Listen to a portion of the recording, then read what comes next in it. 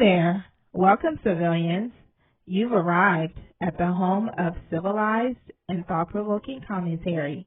Get ready for elevation, growth, and experience. I am the civilized woman. Hello, civilians. Oh my goodness. I feel like I have not come to y'all with anything like for a week. I've just been just relaxing, vegging out, just excited because my team won the Super Bowl. I am a Pennsylvania girl, so residing in the South now, but the Eagles won. I'm definitely going to be doing something about that because I'm very, very excited. And I know all of PA, especially Philly, is turning up right now. But it's been a minute since I came to y'all. How are y'all doing? Are y'all okay? We're in February. It's the second week of February. How long we been in February? Yes, the second week of February, right? Anyway, y'all, at least the first full week, but per usual, I'm here because Love and Marriage Huntsville season 9 reunion part 2 happened on Saturday. I actually wanted to try and record this before the game yesterday, but child, we had people over. Then I had to get ready for my Super Bowl party. Had people over there too, so you know how that go. But just enjoying life and enjoying the weekend, and I hope y'all can say the same. I hope y'all are enjoying life and enjoy the weekend. But without any more delay, let's get into the reunion. As you know, aka the Martello meters. Shout out to Mel versus Mel. Um, you know, we saw the plan on full display. The outright attack on Melody. We saw that in part 1. That continued in part 2. We saw that all season where everybody, it was like one person started and then everybody would piggyback off of it. The theme of it for me was people having the notion that they felt like if they were to tell Mel how they felt, like she's supposed to accept it as gospel. And I'm like, no, she don't. Like, oh, she shuts down. She don't want to talk about it. If you're bringing her nonsense, she don't have to acknowledge your nonsense. What is she doing to y'all so much that y'all need to bring to her attention that she shuts down? Anyway, we'll get to that. But to me, there was 3 parts to this reunion. It was the Destiny Sunny. You can throw Mel in the mix. Destiny certainly did. Then you had the Trisha, Ken, Martell angle, and then you had the Nell and Mel, the Fletchers, I guess I would say, versus Mel angle. So really, it might be maybe 3 to 4, I guess we'll say, um, of this part 2. Now they were supposed to have took that grooming comment out. I've been hearing that there was airing of it anyway, so that wasn't really smart if that did air. I'm not really going to, unfortunately, I'm not going to speak on that because I didn't, like, I'm just going to speak on what I saw and review on. So, where to begin, y'all know, on and off the TV, there's always so much going on with Love and Marriage Huntsville. Always so much going on with Love and Marriage Huntsville. Destiny was on was it's still I still marvel at the fact that how much her and Martell are virtually the same person. Just a male and female versions of each other. Just male and female versions of each other. That segment when they bring Sunny out, and I'm likely gonna go out of order here, but y'all roll with me, please. I'm begging you. When they bring Sunny out, by the way, Sunny looked really pretty. I feel like, as far as the competition of the Reds, Sunny to me looked better than Destiny. I like Sunny's look better. It was tamer. It was more polished, more put together than Destiny's look was to me. Destiny's look did not fit her, in my opinion. But I gave my opinion about her look last week, so I'm not gonna belabor that point. So it's very interesting to me that Tisha interjected and talks about the fact that you're someone's friend and you've been around their man, and then now you're dating their man. And then she made a statement that I thought was asinine, because I'm like, if you really did do this, then that means you saw something about Martell, excuse me, about Marceau, that you probably shouldn't have even gotten into a relationship with him if you really felt this way. Like, Tisha was so hyped. Like, I'm like, I don't know why you're this hyped. Tisha was so hyped. And I get sick of people bringing up Destiny's name and girl code. Destiny don't know nothing about no girl code. She don't know nothing about no girl code at all. If she knew anything about girl code, she would not have been going back to Martell and telling Mel's business, and she would not be under Martell the way she is if she knew anything about girl code. So y'all can miss me with Destiny and girl code and somebody violating girl code against her. So Tisha talking about before she started dating Marceau, she went and asked all of her girlfriends if he had hit on any one of them. You know good and darn well, Tisha, you did not do that. You did not go and ask your friends before you started dating Marceau if he hit on any of them.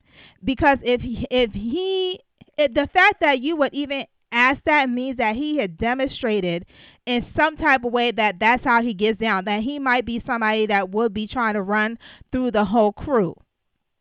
So you did not ask that question at all. I just don't, I'm sorry, I don't believe that you asked that question at all.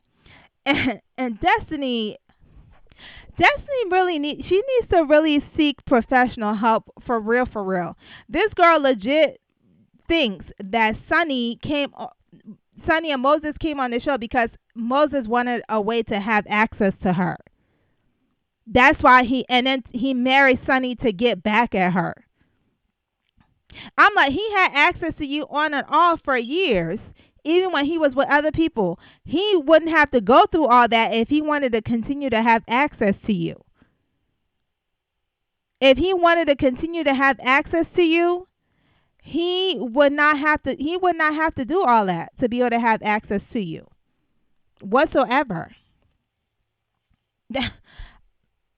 It's just crazy. And then when I thought that was not already insane enough, this girl had the nerve to say that Sunni and Mel planned for Sunni and Moses to come on the show. It was a plan that they had. Mind you, Mel had engagement with Sunni obviously when she was producing the show, and Sunni, y'all remember that she had booked both Mel and Destiny to open up for Monica in 2022. They're in the middle of talking about their storyline, this whole Sunni Moses Destiny thing, and she had the nerve to say that they planned it. That they planned. Now I think Destiny got mad because Mel laughed at her, because when the part she said about that Moses Moses married Sunni to get back at her, and Mel is like, it's just funny to me why somebody would go through all of this to try and get back at somebody, and that's what prompted. I'm telling you that was a lie that Destiny made up right on the spot. That in July, Mel and Sunni planned this storyline of Moses and Sunni coming on the show, and everybody was like, "What are you even talking about? What are you even talking about?" And Carlos did come out and say, well, actually, you knew that they were coming on the show because we talked to you about it, and Mel didn't have anything to do with putting that together. So it's like, you knew. That's just like Kimmy. Like, y'all have these conversations beforehand, and then you come on the screen to us and act like you're completely blindsided by things happening when you already knew what was going on beforehand. You already knew what was going on beforehand. Like, you weren't blindsided. You were told about it, which from a producer perspective, I can get why Carlos would have even wanted to approach Sunny and Moses, because Sunny worked on the show before as a producer, and Moses was your on and off again man, whatever situationship, whatever y'all had going on. Not only were they now dating, they're also now married. So from his perspective, I don't see why he would want to have them on there, because y'all know he's messy and he likes drama, and he's, quite frankly, in my opinion, very lazy as a producer, and he will take the easiest route instead of actually working to pursue excellence. I don't see what's excellence about having this messy storyline in front of us. Like, there's no shade to Sunny in the least bit, but it's just messy and it's not black excellence. But carry on, I guess. So to make up that lie and say that it was a plot and a plan, it's just really, really crazy. So, at that point they break, and Mel checks on Sunny, gives Carlos credit for standing on business and saying, "No, you knew about this before," and Mel didn't have nothing to do with it. And perhaps she's mad too, because Moses never really showed up on the show for her. Right? We never saw him. He didn't come to the reunion. So perhaps she's a little bit upset about that whole thing, about the fact that Moses did not show up for her like he is for Sunny in this moment. So I'ma do like the show did, and I'ma save Trisha and Ken for Ken and Martell for last. Um,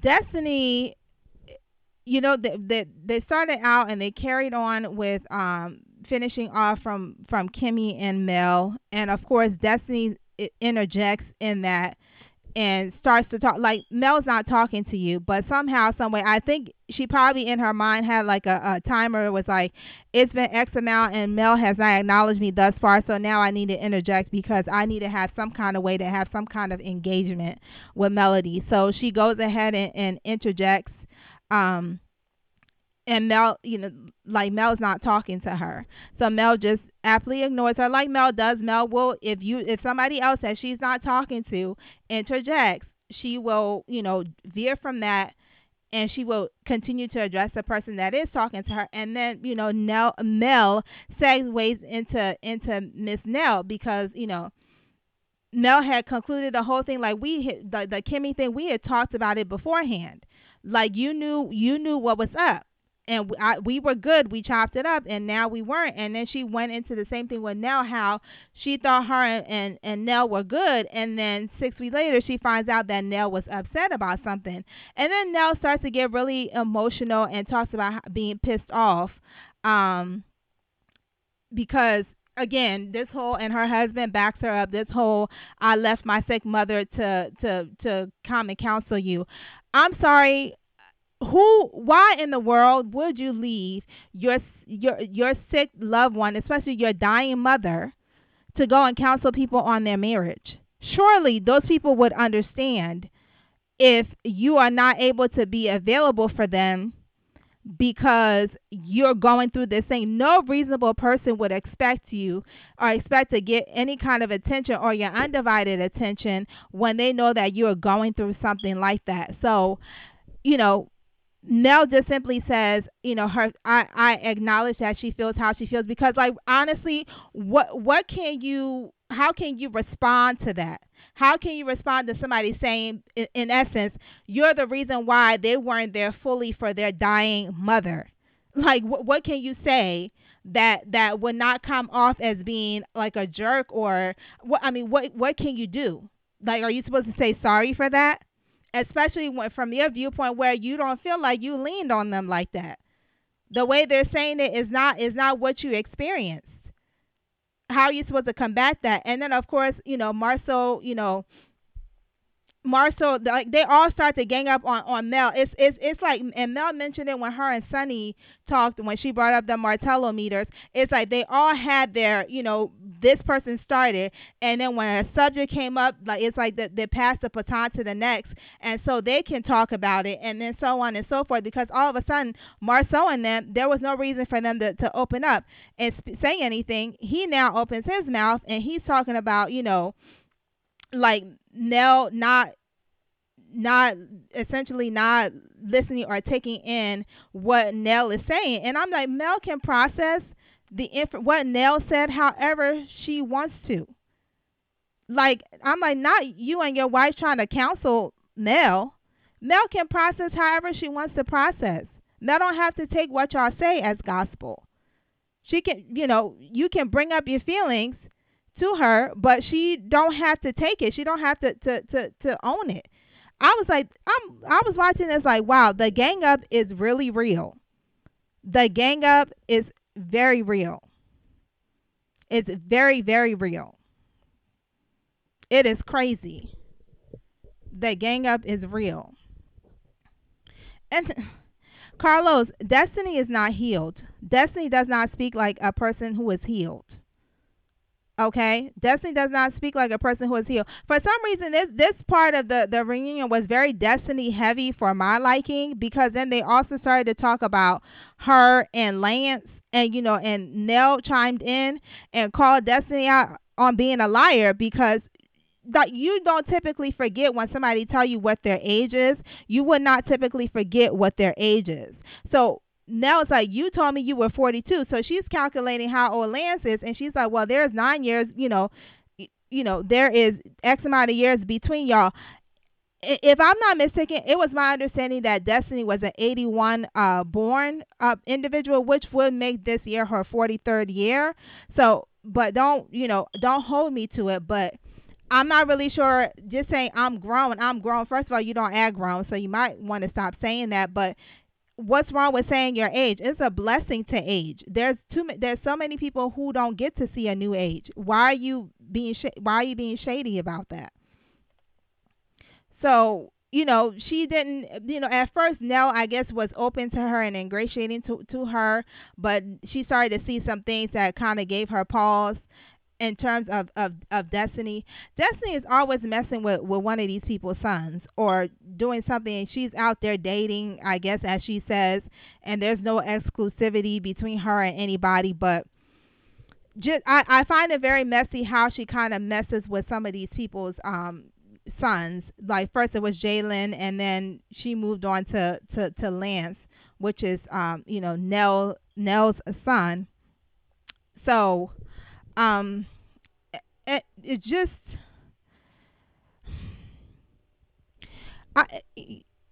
Destiny is dealing with all this other stuff outside of that, and honestly, I don't blame LeBerick for every time he takes her to court. In my opinion, Destiny has some pathological tendencies, and you cannot allow someone like that the opportunity to be able to put things out there that could potentially ruin you. And for all that she has going on, there's all these different talks out there about whether or not she's in danger of possibly losing her child or even doing jail time. She's not focused. She's not centered on what she needs to be centered on. And I don't think, in my opinion, that being on the show, although she needs the money, apparently is actually good for her. I don't think she had the luxury of being seen in the light that we see her in on the show when she has all this other stuff going on. But I guess if you don't have any other income, you're going to do whatever it is that you need to do to eat, even if that means make up a blatant lie on the spot or say something outlandish like somebody grooming you, which is a horrible thing to say, and a gross attack on somebody's character, and which can cost you and your employer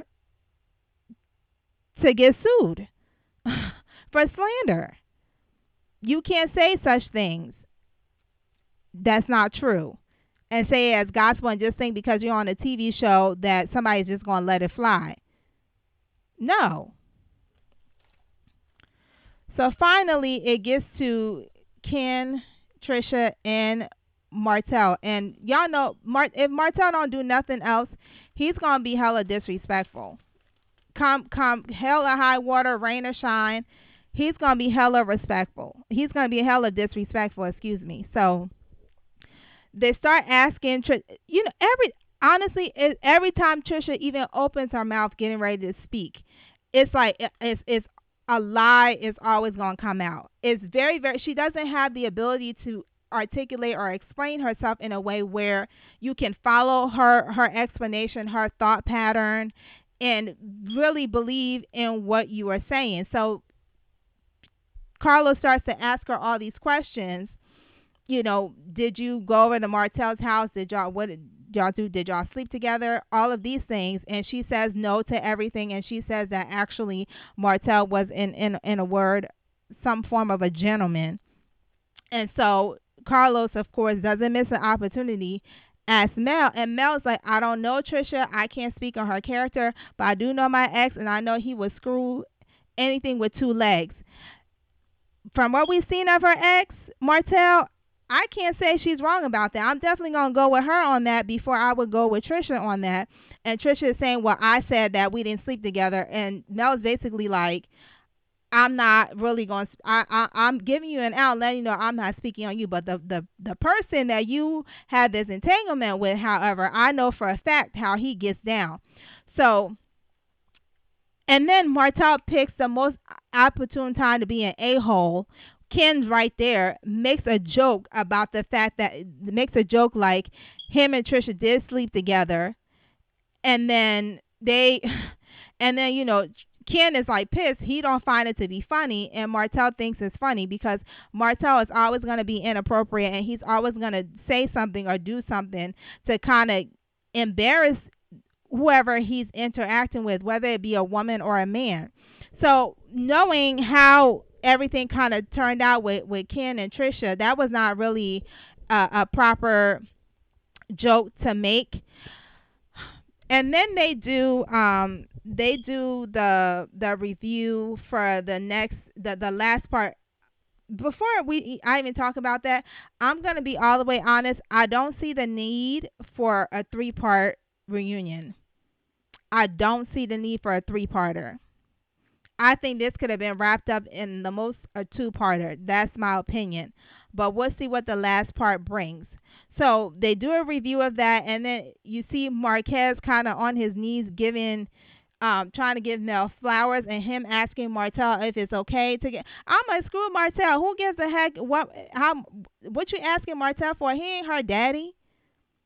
He lost that right to be able, and that privilege to be able to make any calls over who Mel engaged with or how people engaged with her when he did what he did to cause her to get divorced. So what you asking him for? What you asking him for? So it looks like that's gonna be the part of the third part, is that they're gonna revisit the Trisha Ken Marquez situation.